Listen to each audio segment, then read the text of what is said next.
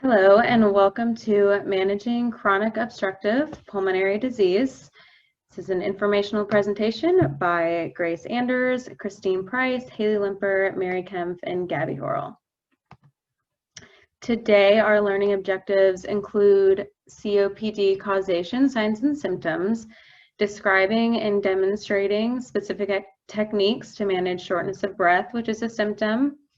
We'll talk about a sedentary lifestyle and understanding the importance of implementing daily upper and lower body activities, talking about specific home and activity modifications and how they can minimize fall risks, and then talking about the 4 P's of energy conservation and accessing a monitoring system to facilitate self-management. So a little background of what it is. It's a breathing problem and it occurs in over 16 million Americans. It's a chronic airflow limitation. So when you expire, it's difficult to get the air out of the lungs. So this is due to a loss of lung recoil. So your lungs are tight and it resists that airflow. So this can cause some swelling and thick mucus production. So you see over here in this picture of a lung with COPD compared to a healthy lung, there's those narrowing of the bronchial tube, so that air is getting trapped, making it just harder to exhale. Unfortunately, there is no cure and it's not completely reversible, but it is treatable and preventable. So some of the symptoms include coughing, which produces that mucus from your lungs, wheezing, tightness in your chest, shortness of breath, decreased ability to exercise or carry out routine activities, and then fatigue and tiredness. Some risk factors include smoking or secondhand tobacco smoke, long-term exposure to lung irritants such as air pollution or indoor pollution, when you're cooking your food or running the heat, and then other chemical fumes and dust. So how is COPD impacting my life? Again, we kind of talked about those basic daily activities that might be limited or impaired when you're participating in them throughout the day, whether it's being tired when you wake up in the morning to get dressed or preparing a meal, things like that. Your balance might be impaired, and activity tolerance, again, with that endurance, impaired endurance.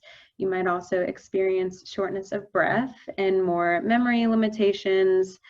And then moving around within your home or community, whether it's because of endurance or because of a fall risk. And then additionally, stress and possibly the fear of disease progression. However, occupational therapy can help with some goals, mainly being, preventing that disease progression, relieving symptoms, improving your health status, preventing any complications, and overall improving your quality of life and participation throughout the day. So in therapy, we work on energy conservation, more breathing techniques, monitoring symptoms, modifying your home, working with stress, and fall prevention. So we'll talk about managing shortness of breath with COPD. So our first strategy is going to be pursed lip breathing. So this is going to reduce the shortness of breath by slowing the breath rate, and it keeps the airways open longer, so it decreases the effort that you need to use when you're breathing. The improved ventilation will move the old air out that's trapped in the lungs and make room for fresh oxygen. And taking consistent deep breaths can calm the central nervous system, which can relax your body, kind of reducing some of the stress and anxiety, especially surrounding breathing. So we'll try it. So I'll have you sit down if you're not already. You are able to do this lying down, but when you're sitting or lying down, just relax your shoulders as much as possible. So for the pursed lip breathing, we're going to inhale through our nose for 2 seconds, and you can feel the air move into your abdomen. And you're going to work on breathing through the belly rather than just through the lungs.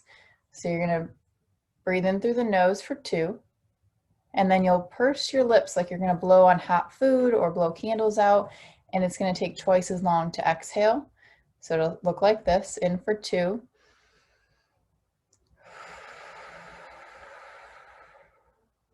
And you'll repeat that, and over time, you can increase the inhale and exhale counts. So we're starting with 2, maybe after a few times, a few days, a few weeks, you can increase it to 4 seconds, like,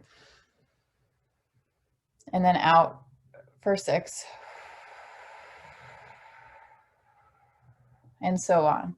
So again, it can be a good strategy to kind of regulate and reduce some of that shortness of breath.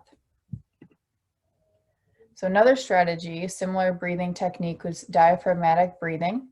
So people with COPD tend to rely on the accessory muscles of the neck and shoulders, kind of breathing in, and we're not letting the diaphragm do its job, and the air becomes trapped in the lungs and it's pushing down on the diaphragm.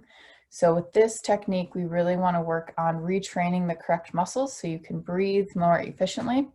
And that'll strengthen the diaphragm and decrease the work of breathing, slowing your breath rate. And it will decrease oxygen demand, so you'll have more oxygen saturation levels, and you can use less effort and energy to breathe. So we'll try this one. So again, we'll sit in a chair, and you can just sit with your knees bent, your shoulders, your neck, head, and relaxed. Place one hand on your chest and one just below your rib cage. That's where your diaphragm is going to be. So you're going to breathe in through your nose so that your stomach moves towards your hand. So just try it now. Take a breath.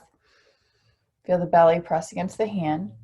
And then exhale. You're going to tighten all the stomach muscles, letting it fall inward, like towards your belly button, as you exhale through your lips. As you feel your belly press in. And you want to keep this hand here so that you don't focus on breathing through the chest. You're kind of giving yourself that feedback to breathe with the belly, less than moving the chest up and down. So this one takes a little bit more work, and you might get tired from doing this one, kind of doing it at first, but if you stick with it and continue to practice, it'll become easy and automatic, and again, it'll be less effort to breathe in the long run. So another way to manage your shortness of breath is to desensitize to it. So just repeating the exposure of feeling the shortness of breath in a comfortable and safe environment. So trying these breathing strategies, it can be very scary, but knowing if you're in a safe, comfortable area, you'll be able to manage your breath. And again, just acknowledging or talking with someone about the anxieties, about feeling like you're suffocating and not able to breathe, it can work to desensitize, so you're more likely to improve your breathing techniques. Lastly, managing shortness of breath for body position. There's a couple different ways you can do it, but a sitting position could be just sitting with your feet flat on the floor. You'll lean your chest forward. You can put your elbows on your knees. You might rest your chin on your hands, just like the picture to the right. And again, just relax the neck and shoulders so you're not kind of compressing in the chest, making it even harder to breathe. Standing, you can just rest your elbows or hands on a piece of furniture, making sure it's sturdy, just below shoulder height. And again, just slightly leaning forward, letting your neck rest and relaxing your shoulders. And if you're sleeping, just managing that breath, you can lie on your side with a pillow in between your legs and your head elevated with the pillows and keeping your back straight. This will just take some weight off of the chest and make it a little bit more fluid to breathe.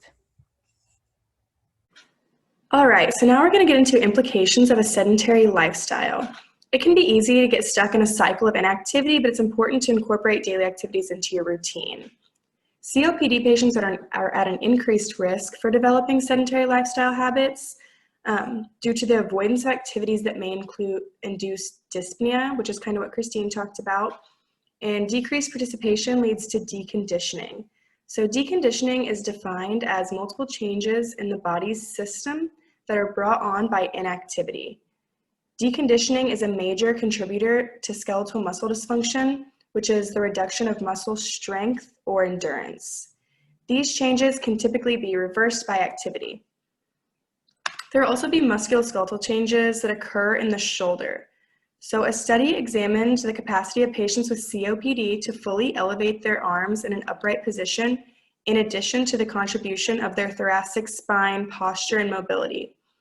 So the study showed that patients with COPD had an increased thoracic kyphosis. This is that hunchback posture, and they also had a decreased upper extremity range of motion, which is the ability to reach overhead.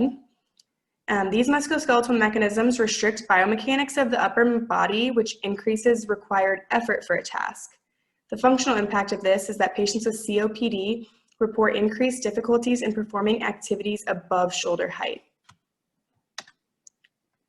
There are also some evidence-based changes in tolerance for physical activity in COPD patients. So a study showed that when looking at COPD patients compared to healthy individuals, patients with COPD had to work twice as hard with the same time and degrees of arm elevation when performing daily activities.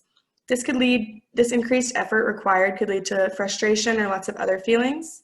However, another study showed that resistance training for muscles of the upper body improved functional performance in ADLs and decreased experience of dyspnea.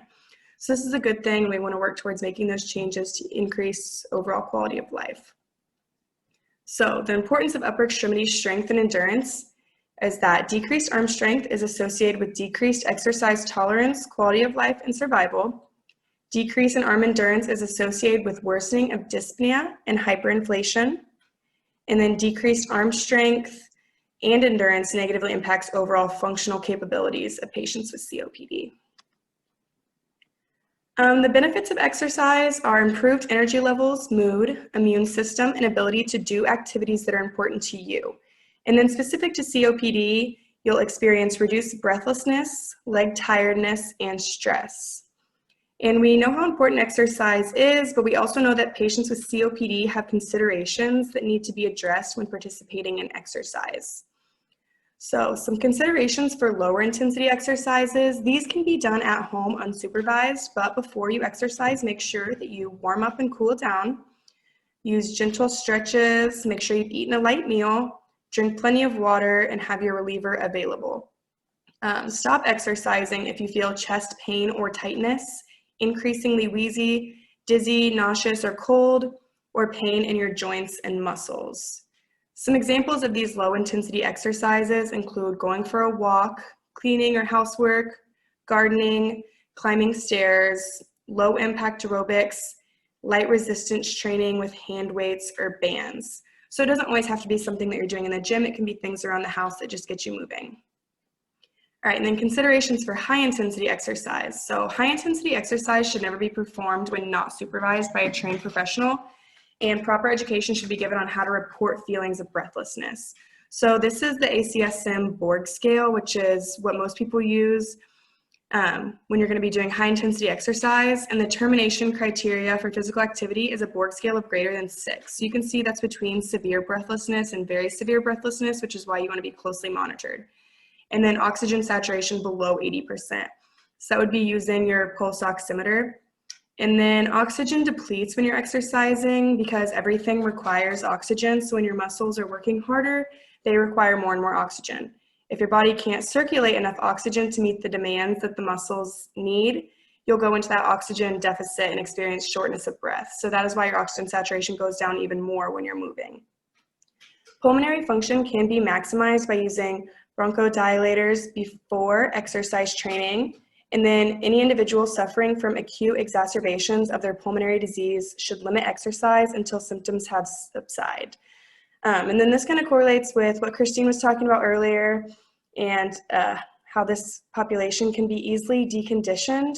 It can be scary to feel short of breath, which can lead to avoiding physical activity in total. And then further deconditioning is going to further progress the disease. So this is why it's important to maintain engagement in physical activity, and there are many different outlets that can be used for that. Like Kristine talked about earlier as well, the breathing techniques can address that fear and help you relieve your shortness of breath.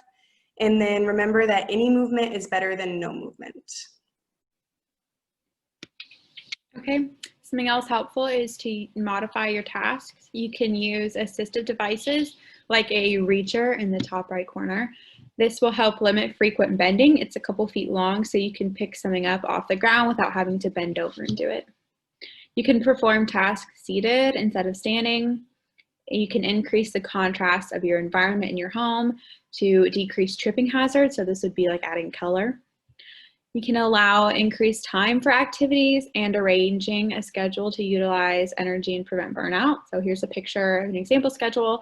It has every day of the week, but then also the time. So you can plan for the time for each activity, but then also time in between the activities throughout your day. General home modification. You can declutter your home, create pathways to your often used areas. So in this before and after picture, you can see that a lot of the items are put away in shelves somewhere and things are generally organized. This will help you know where all of your items are and also decrease a tripping hazard. So like if you're going from your couch to your table, there's a straight path and not things in the way. If you're using oxygen, making sure that your wires and tubing aren't tangled and they're not a tripping hazard. You can bring down often used items to common utilized rooms and spaces. So if you have a lot of your items in a tall kitchen cabinet, for example, you can bring them down to your height. Or if there's things you use a lot in an area of the home you don't go into, bring those things into an area you go into often. There's also slip-resistant floor wax you can use. And here's some more specific suggestions for each area of your home. There's a lot of these, so you obviously don't have to use them all. And some of them maybe aren't applicable for you or wouldn't work, so just picking which ones would work best for you. So in the kitchen, you can add a stool to decrease standing, like we talked about. You can rearrange those items and shelves and rooms. You can take away rugs or add non-slip underneath the rug. In the hallways, you can decrease your clutter, make sure there's adequate lighting. Same thing with rugs. You can add rest stations throughout if needed, so adding a chair places for a break. With stairs, you can add rails and replace worn runners, or you can add a non-slip adhesive under the runner or just on the stairs themselves. In the bathroom, you can have higher toilet seats. You can add grab bars. You can replace shower curtains with glass doors. You can add a tub chair inside. You can add a removable shower head and ensure that there's adequate lighting. And then in the bedroom, you could purchase and install an electric bed, and you can get control systems to operate like your lights, your TV, your stereo. So that would be like a little remote control. So we're going to talk about some energy conservation techniques using the 4 Ps. The 4 Ps being plan, prioritize, pace, and position. So with planning, you want to plan to perform your most strenuous activities at the time of the day when you have most energy is just an example. So if you have more energy when you wake up in the morning and that's when you want to delegate your time to shower, that would be a good idea, as well as arranging items and keeping them within easy reach so you're not fatiguing your muscles when you're reaching or bending. Moving on to prioritizing your most important tasks, you know, whether it's meal prep in the beginning of the week or going grocery shopping to meal prep. Things with grocery shopping is one, it is okay to delegate this task to a caregiver if need be. But over here, I have a shopping list, which is just a way to organize the different items that you might need. And it's a good idea to make that list based on the organization of the layout of the store so you're not spending a lot of time looking for what you need. The third P being pace, so breaking down larger tasks into smaller steps and not scheduling too many tasks in one day so you don't tire yourself, and just, again, allowing yourself enough time and not rushing. And finally, positioning. Some ideas I have is over here, just putting items within a closer reach. A grooming idea is if you're brushing your teeth in the morning, might be a good idea to prop up your elbows so it's a little bit easier to brush your teeth that way. Other ideas is making the task easier, so adaptive equipment that you might talk about with your therapist. Avoiding needless motions and tasks, so just limiting the amount of time that you're spending twisting, bending, reaching, using good posture, so sitting up straight and tall, and then using good body motions. You know, when you're carrying things, keep it close to your body so you're not fatiguing your muscles. So next what we're going to be talking about is self-management of COPD. Self-management means taking charge of your condition. You don't want to let it manage you. By better understanding COPD and learning strategies on how to combat it, like we've discussed today, you can make more informed decisions and take responsibility for your own health. Doing so, self-managing your condition, often results in better health outcomes. It's truly empowering. Self-management of COPD can easily become part of your daily routine, as we will see in the following slides. The American Lung Association, also known as the ALA, which is a resource that I highly recommend for any patients with COPD, can be a great resource to you. It recommends keeping a simple action plan, as they like to call it, on hand for daily use in order to monitor symptoms and to have actions on hand to take in response to those symptoms. The link below shows the full ALA action plan, which we will briefly look at a portion of on the next slide. I do recommend for you to follow this link after the presentation or whenever you have free time, see the full plan. Patients should complete their initial action plan with their doctor or main healthcare provider and should update it during each visit. This is the major chunk of what the ALA action plan looks like. You can see how it's split up into helpful zones showing symptoms of COPD. As you can see, there are 3 zones: green, yellow, and red. The green zone means I am doing well today. Symptoms in the green zone can include things like good appetite and I got good sleep.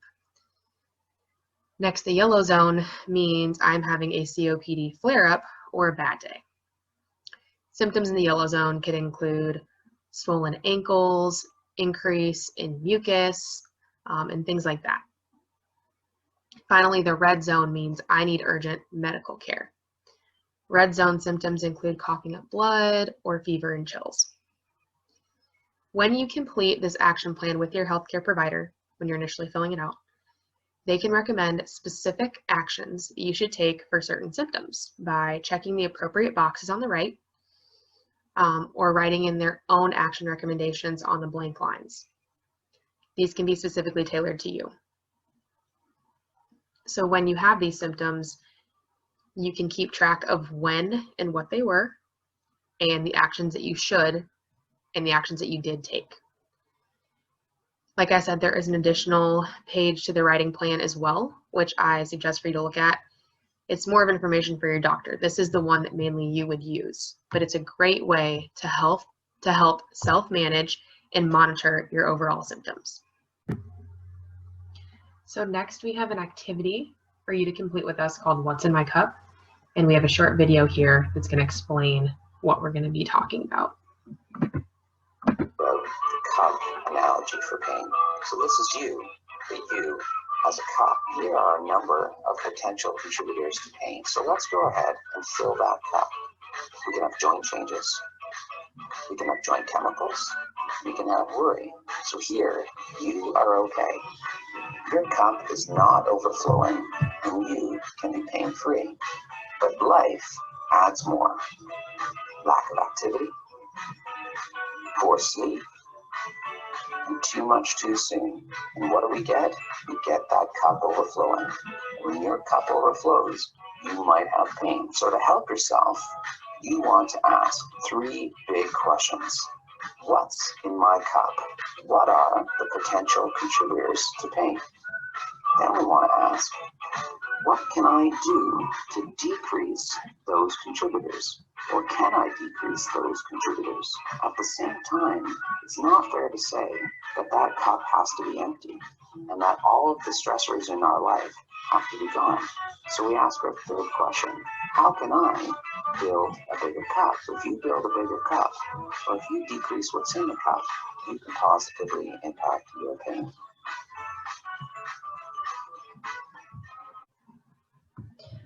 So as that video showed, what's in your cup is a great analogy to look at the balance in your life. So pain or struggle occurs when all of the stressors or loads in our life exceed the space in our cups. When we overflow, we often have pain or struggle. So for this activity, I want you to take a piece of paper and a writing utensil. And you can pause this video to write down your answers and at any time throughout, just to give yourself a little more time. So the first question we're going to kind of analyze is, what are some things that you think might be contributing to your pain or life stressors? So these can be some negative things. You know, with COPD, it could be trouble breathing or worrying about flare-ups. For me, myself, it's poor sleep, anxiety, and bad posture, just to name a few. So if you can pause this video, please write down what things contribute to your stress. Hopefully you paused it. And next, we're going to write down our answers to the next question, which are, what are some positives in your life, or what things seem to help? For me, it's interacting with my family and friends, spending quality time with them, also completing hobbies that are really important to me. So sometimes I like to paint or crochet. I also like walking outside. Getting outside is a really big thing for me. So those are some positives. Now take the time to pause this video and write down some positive aspects in your life that help balance out your cup. We saw in the video that there are a couple ways that you can better balance your cup. The main two ways that you can better balance the liquid in your cup are by decreasing the stressors in your life, or by building a bigger cup with positive or good things. If you look at your paper and you have considerably more negatives or stressors in your life than positives, your cup may be overflowing. It should be noted that by changing even one factor that's in your cup, we can make a huge impact on the balance. So overall, if you can just better balance your cup or build a bigger cup, you can change your life, really. So hopefully that analogy is useful and that you can employ that in your day-to-day life. Okay, so there are some things to consider if you are using an inhaler or want to use an inhaler for your COPD. According to a study conducted in 2015, 77 out of the 103 patients with COPD, that's almost 75% of them, performed single-step inhaler use incorrectly. So the study showed that COPD patients need face-to-face instruction in inhaler use. So ask your doctor to show you how to properly use your inhaler. Don't be afraid to ask your doctor any questions on your inhaler use.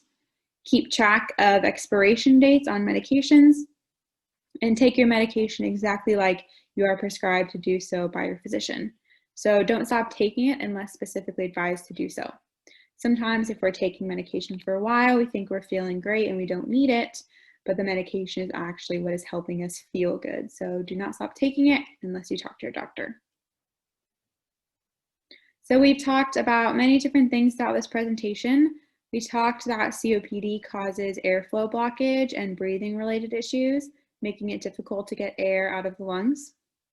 Breathing techniques like diaphragmatic and pursed lip breathing, along with proper body positioning, can help relieve your shortness of breath. Don't be afraid to complete your daily activities and some light exercise. It can increase energy levels and your mood. Living a sedentary lifestyle or a life in fear can make things worse. Remember the 4 P's of energy conservation: plan, prioritize, pace, and position. Task modifications and home modifications can assist you in getting your daily activities done and getting them done safely. Self-monitoring with a COPD action plan can be helpful. Use the what's in my cup idea to analyze your life balance. And be careful and use your inhaler as directed. So thank you for listening. If you would please complete an evaluation of the presentation by using this following link and typing it into your browser. We have a couple questions to go through. Number 1, when feeling short of breath, a good body position includes A, sitting with your feet on the floor, slightly leaning forward with elbows resting on your knees. B, sitting with your feet elevated above your heart and hands down by your side. C, sitting slightly reclined with your feet on the floor and hands above your head. The correct answer is A. Number 2, true or false? Occupational therapy-based strategies for COPD aim to work towards relieving symptoms. preventing disease progression, and tolerating exercise and activity. That is true. Although COPD isn't reversible, it can be well managed, and occupational therapy is one of the disciplines that can really help with that. Number 3, which of the following is not a benefit of exercise for a patient with COPD? A, reduce breathlessness. B, reduce leg tiredness. C, reduce participation in leisure activities. And D, reduce stress. The answer is C. Exercise can actually help increase participation in your leisure activities, and it can increase your energy levels as well. 4, what can a reacher device help with? A, cooking meals on the stove. B, picking up common items and preventing bending. C, walking upstairs. Or D, brushing hair. The answer is B, picking up items. Number 5, all of the following are true regarding the COPD action plan for self-monitoring, except A, the red zone means I'm having a bad day or COPD flare. B, individuals with COPD should update their action plan during each physician visit. C, the green zone means I'm doing well today. D, it is suggested for those with COPD to avoid cigarette smoke or other inhaled irritants at all times. The answer is A, the red zone actually means I need urgent medical care. And we have some references and then those answers for your review. Thank you.